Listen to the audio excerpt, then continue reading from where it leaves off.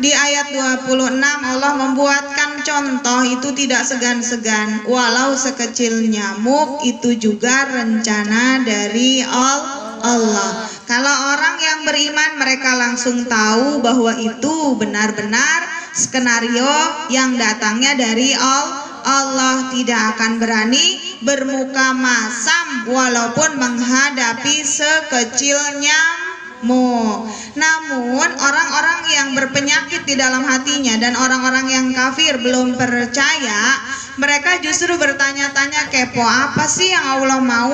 Apa sih yang Allah rencanakan dari semua ini? Hanya kepo namun tidak mencari jawabannya di dalam kitab suci Al-Quran. Dari sekecil nyamuk saja Allah banyak menyesatkan manusia, pun masih banyak juga manusia yang mendapatkan petunjuk dari contoh yang Allah berikan. Tidaklah tersesat, kecuali yang tersesat cumanlah orang-orang fasik, orang-orang yang rusak, punya amal namun tidak mau menjaga amalnya.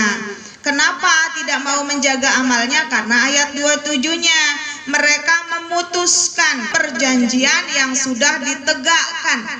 Orang-orang fasik itu memutuskan perjanjian setelah menegakkannya, meneguhkannya di dalam sholat. Kita semua itu selalu membacakan perjanjian 2 kalimat syahadat. Itu adanya di dalam tiap-tiap penutupan sholat 5 waktu. Siapa yang sholat 5 waktu berarti mereka sudah menegakkan perjanjian dengan Allah. Namun mereka memutuskannya, bahkan wayaqta'una ma amarallah, mereka memutuskan apa yang menjadi perintahnya Allah itu diputus, seolah-olah tidak ada perintah Allah.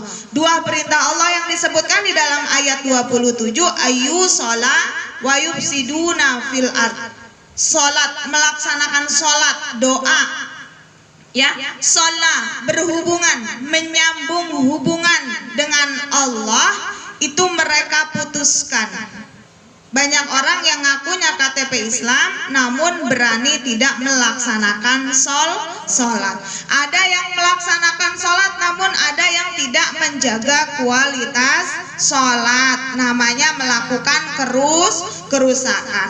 Merusak kualitas sholat sama saja dengan melakukan kerusakan. Melanggar perintah Allah sama saja dengan melakukan kerusakan. Dan mereka itu adalah orang-orang yang rugi. Kenapa rugi? Karena sudah ada petunjuknya, jelas tertulis 30 juz, namun mereka tetap bersikap seolah-olah tidak ada petunjuk karena merekanya tidak percaya. Orang-orang yang merugikan dirinya sendiri karena mereka itu tidak percaya.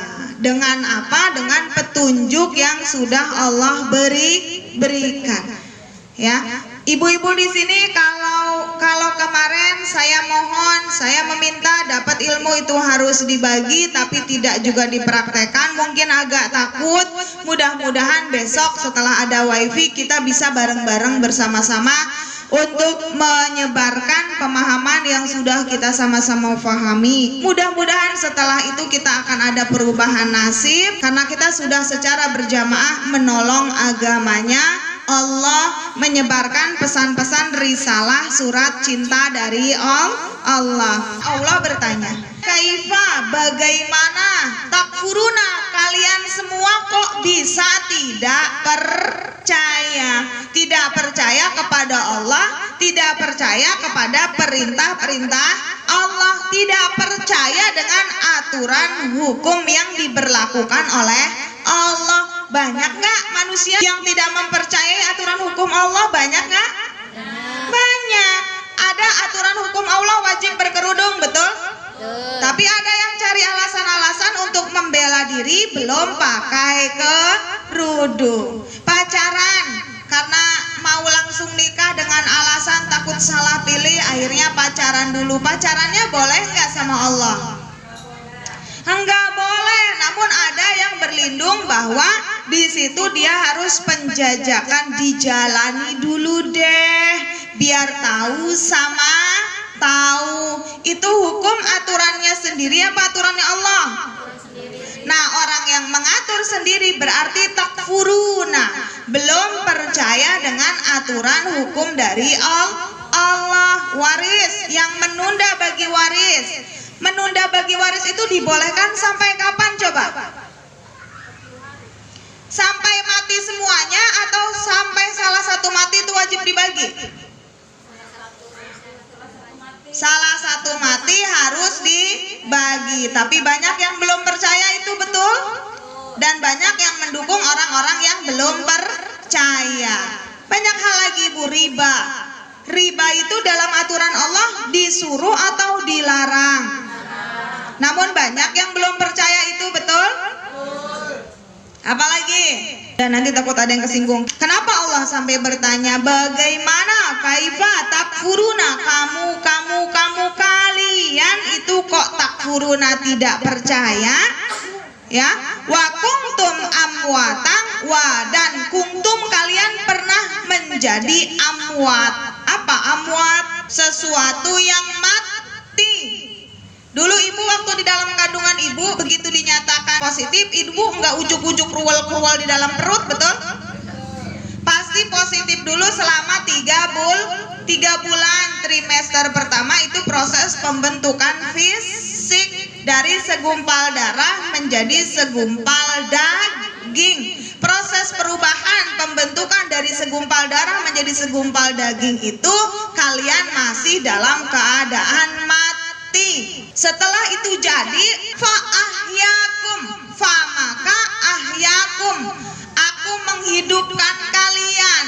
Aku itu di siapa di situ? Allah. Allah menghidupkan manusia. Ibu itu waktu di dalam perut yang menghidupkan ibu, orang tua, ibunya atau bapaknya ditiup ubun-ubunnya. Hidup kamu jabang bayi, hidup kamu jabang bayi. Begitu atau tidak? Tidak. Yang menghidupkan adalah Allah. Maka wajarlah Allah bertanya, kok bisa tadinya mati Allah yang menghidupkan, kok sama Allah nggak percaya? Ya, ibu ngelihat anak ibu diurusin itu anak dari kecil sampai gede, tiba-tiba dinasehatin sama orang tua, nggak percaya sama orang tua, ada rasa kecewa nggak, Bu? Apalagi Allah yang sudah mencipta kita. Bahkan di situ yang tadinya kita dibentuk menjadi sesuatu yang mati, yang bikin kita mati, yang membuat kita ketika sedang mati, itu Allah juga, betul? Jadi Allah ketika membuat kita sedang mati, dari segumpal darah diubah menjadi segumpal daging, itu Allah sudah